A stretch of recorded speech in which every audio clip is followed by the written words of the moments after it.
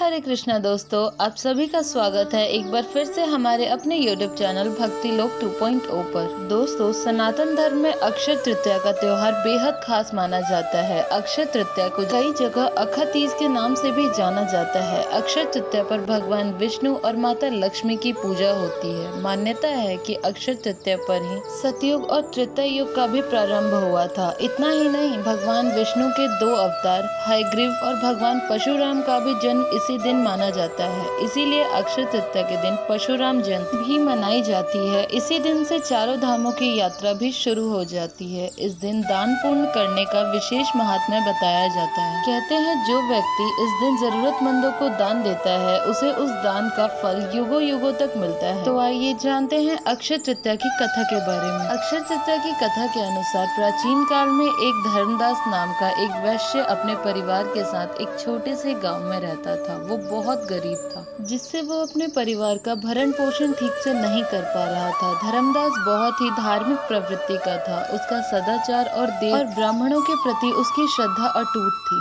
उसने एक दिन किसी से अक्षय तृतीया व्रत के महात्म्य को सुना, जिसके बाद उसने अक्षय तृतीया पर्व को विधि विधान से करने के बारे में सोचा। उसने अक्षय तृतीया पर सुबह जल्दी उठकर गंगा में स्नान किया और विधि पूर्वक देवी देवताओं की पूजन की। फिर व्रत के दिन अपने सामर्थ्य के अनुसार जल से भरे घड़े, पंखे, जौ, सत्तू, चावल, नमक, गेहूं, गुड़, घी, दही, सोना तथा वस्त्र भगवान के चरणों में रखकर ब्राह्मणों को दान दे दिया। धर्मदास को इतना दान देते हुए देखकर उसके परिवार ने उसे रोकने की कोशिश की, लेकिन धर्मदास ने किसी की नहीं सुनी। धर्मदास की पत्नी ने कहा कि धर्मदास इतना सब कुछ दान में दे देंगे तो अपने परिवार का पालन पोषण कैसे करेंगे। फिर भी धर्मदास अपने दान और पुण्य कर्म करने से पीछे नहीं हटा और उसने ब्राह्मणों को कई प्रकार के दान दिए। उसके जीवन में जब भी अक्षय तृतीया का पावन पर्व आया, प्रत्येक बार धर्मदास ने ऐसा ही किया। अनेक रोगों से ग्रस्त और वृद्ध होने के बाद भी उसने उपवास करके धर्म कर्म और दान पुण्य से पीछे नहीं हटा। कहते हैं कि यही वैश्य अगले जन्म में कुशावती का राजा बना। मान्यता है कि अक्षय तृतीया के दिन किए गए दान पुण्य और पूजन के कारण ही उस वैश्य को अगले जन्म में धनी और प्रतापी राजा बनने का अवसर प्राप्त हुआ। वो प्रतापी राजा महान और वैभवशाली होने के बाद भी अपने धर्म मार्ग से कभी नहीं हटा। मान्यता है कि